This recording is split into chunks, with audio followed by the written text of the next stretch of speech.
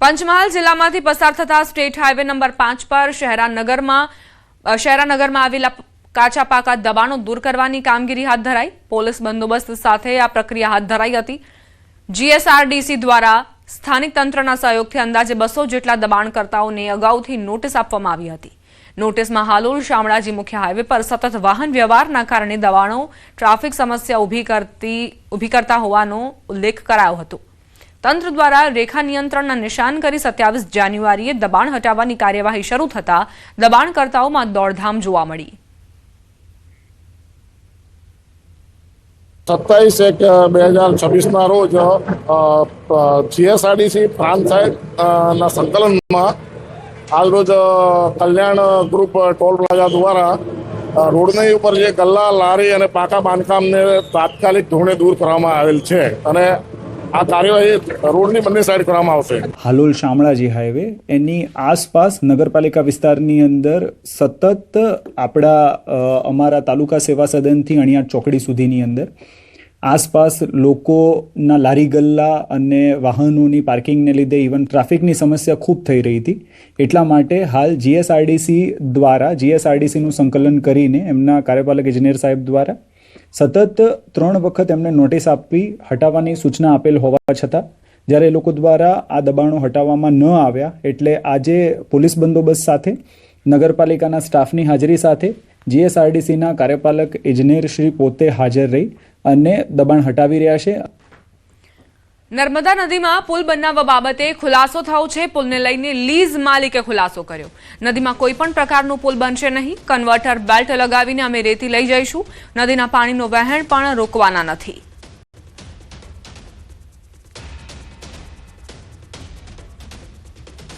Kanwar belt મૂકીએ છીએ કે ઉપરથી બેલ્ટ આવેલો છે કે પાણીની ઉપર 15 ફૂટ ઉપરથી ચાલશે બેલ્ટ। 15 ફૂટ ઉપરથી પાણીનો બેલ્ટ, કોઈ જાતનું પાણીનું રોકડ થશે જ નહીં અને ભવિષ્યમાં પણ કરશું પણ નહીં અમે એવું કામ। કોઈ નર્તરૂપ થાય એવું કોઈ દિવસ કોઈને કામ થાય કોઈ નુકસાન થાય એવું કામ કરશું જ નહીં અમે। 10 કિલોમીટર જેટલો અમારો બ્લોક દૂર છે રૂંડ ગામનો અને ત્યાંથી અમે રેતી લાઈન કન્વર બેલ્ટથી આ બાજુ ટ્રાન્સફર કરવાના છીએ। વાવ થરાદમાં ધીમી કામગીરીથી સ્થાનિકો પરેશાન। દિયોદરના લુંદ્રા પાસે સ્થાનિક વ્યક્તિએ પૂર્યા ખાડા। અકસ્માત સર્જાવાના ભયને લઈને સ્થાનિકે જાતે ખાડા પૂર્યા। જાતે ખાડો પૂરી તંત્રને જગાડવાનો પ્રયાસ કર્યો। સ્થાનિકે ખાડા પૂર્યાનો વિડીયો વાયરલ થઈ રહ્યો છે। દિયોદર ભાભર હાઈવે પર પડેલા ખાડાના કારણે સ્થાનિકો પરેશાન થઈ રહ્યા છે। દિયોદર ભાભર હાઈવે પર અનેક વખત આ ખાડાના કારણે અકસ્માત પણ સર્જાયા છે।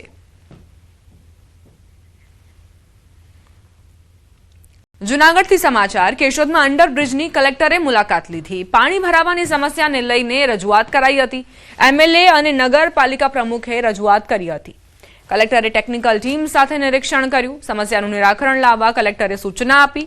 ડ્રેનેજ અને પાણી નિકાસની વ્યવસ્થા સુધારવા આદેશ અપાયો છે।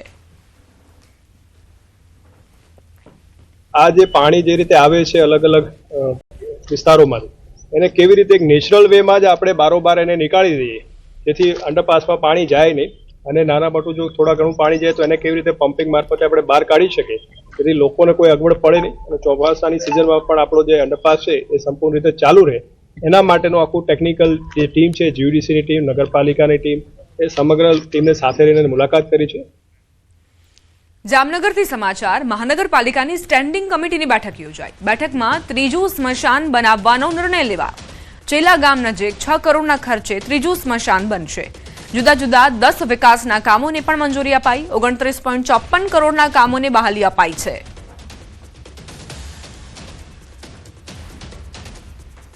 એક ગ્રીન રોડ તરીકે ડેવલપ કરી અને લોકોની સુવિધામાં વધારો થાય એવી દરખાસ્ત છે તેને પણ બહાલી આપવામાં આવેલ છે। આ ઉપરાંત જામનગર શહેરની અંદર 2 સ્મશાન કાર્યરત છે।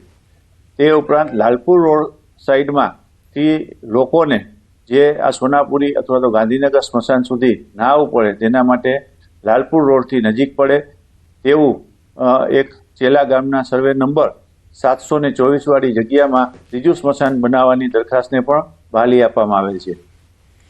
રાજકોટની સૌરાષ્ટ્ર યુનિવર્સિટીની ફરી એક વખત બેદરકારી સામે આવી। યુનિવર્સિટી દ્વારા 6 કરોડ રૂપિયાથી પણ વધુના ખર્ચે આધુનિક લાઇબ્રેરી બનાવવામાં આવી છે। આ લાઇબ્રેરી છેલ્લા 2 વર્ષથી બનીને તૈયાર થઈ ગઈ છે। તેમ છતાં વિદ્યાર્થીઓ જૂની લાઇબ્રેરીમાં જીવના જોખમે બેસવા મજબૂર બન્યા છે। આ જૂની લાઇબ્રેરી જર્જરિત હાલતમાં ફેરવાઈ ગઈ છે। જેમાં કેટલીક જગ્યાએ મોટા પોપડા પણ પડ્યા છે, કેટલીક જગ્યાએ મોટી તિરાડો પડી છે. આમ છતાં વિદ્યાર્થીઓ આ જૂની લાઇબ્રેરીમાં વાંચવા માટે મજબૂર છે.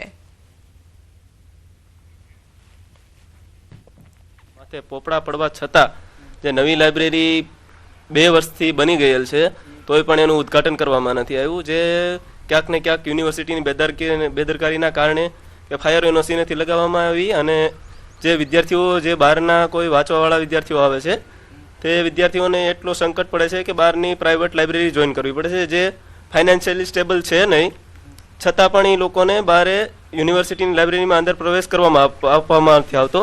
વિદ્યાર્થીઓ જીવના જોખમે આ ખંડેર હાલતમાં જે લાઇબ્રેરી શરૂ છે ત્યાં ઉપર પોપડા પડવાના ભયથી પણ વિદ્યાર્થીઓ વાંચતા હોય છે. આપણે જોયું કે સવારથી લઈને તે સાંજ સુધીની અંદર ઘણા ખરા યુનિવર્સિટીના અથવા તો યુનિવર્સિટી આજુબાજુના વિદ્યાર્થીઓ અહીંયા વાંચવા માટે આવતા હોય છે.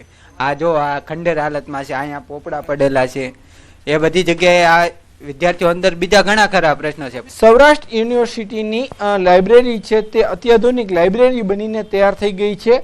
આપ દ્રશ્યોમાં પણ જોઈ શકો છો કે ખૂબ જ આકર્ષક લાગતી આ લાઇબ્રેરી છે.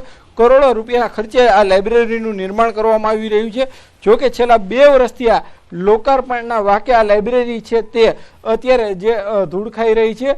ખાસ કરીને બીજી તરફ જે ઉમેદવારો છે, વિદ્યાર્થીઓ છે, તે જૂની લાઇબ્રેરીમાં જે ભયના ઓથાર હેઠળ જે વાંચવા માટે મજબૂર બની રહ્યા છે. ખાસ કરીને સૌરાષ્ટ્ર યુનિવર્સિટી છે ત્યાંના આ દ્રશ્યો છે. યુનિવર્સિટીના પટાંગણમાં 2 લાઇબ્રેરી આવેલી છે. એક તો જે અત્યંત જૂની અને જે જર્જરિત હાલતમાં છે, કેટલીક જગ્યાએ મોટા પોપડાઓ પણ પડેલા છે. બીજી તરફ આ જે અત્યાધુનિક લાઇબ્રેરી છે તેમનો ઉપયોગ જે લોકાર્પણના વાક્ય જે ઉમેદવારો નથી કરી રહ્યા, ત્યારે ક્યાંક ને ક્યાંક અહીં આવતા વિદ્યાર્થીઓ તેમજ કોમ્પિટેટિવ એક્ઝામની તૈયારીઓ કરતા ઉમેદવારોની માંગ છે કે ઝડપથી આ જે લાઇબ્રેરી છે તેમનું લોકાર્પણ કરવામાં આવે, જેથી કરીને લોકો છે તે અત્યાધુનિક જે લાઇબ્રેરી છે તેમનો ઉપયોગ કરી શકે અને જે સારી સુવિધા છે તેમાં એમનો લાભ પણ લઈ શકે. હાર્દિક જોશી, ન્યૂઝ 18 ગુજરાતી, રાજકોટ. રાજકોટમાં નકલી દવાનો ગંભીર મામલો સામે આવ્યો છે. સદભાવના મેડિકલ સ્ટોરમાં વેચાયેલી વિટામિન ડીની દવા ગુણવત્તાયુક્ત ન હોવાનું બહાર આવ્યું. ગ્રાહકે દવા ખરીદ બાદ શંકા જતા ટેસ્ટ કરાવ્યો હતો, જેમાં દવા નકલી હોવાનું સામે આવતા પોલીસમાં ફરિયાદ નોંધાવવામાં આવી. તપાસ દરમિયાન સદભાવના મેડિકલ સ્ટોર દ્વારા દવા ખરીદીના બિલ રજૂ કરવામાં આવ્યા. તપાસમાં ખુલ્યું કે દવા રાજકોટના સ્ટોકિસ્ટ પાસેથી ખરીદવામાં આવી હતી, જ્યારે સ્ટોકિસ્ટે આ દવા સુરતના ડીલર પાસેથી મંગાવી હતી. સમગ્ર મામલે હવે સુરતના દવાના ડીલર પર ફૂડ એન્ડ ડ્રગ વિભાગની તપાસ કેન્દ્રિત કરાઈ છે.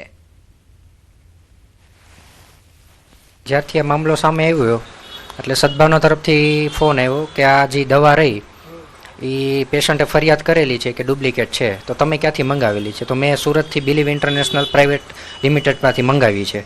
એ ડેટા મેં ડ્રગ ઓફિસમાં જમા કરાવી દીધો છે. હવે જે એ બેચના નમૂના જો કદાચ હોય તો લઈ લીધા છે, ડ્રગ ઓફિસેથી કલેક્ટ કરવામાં આવી રહ્યા છે. હવે આગળની તપાસ તો એ જ લોકો કરશે. નહીં, મારી પાસે સ્ટોક નહોતો, મેં સેમ ડે લઈને સેમ ડે વેચી નાખી છે.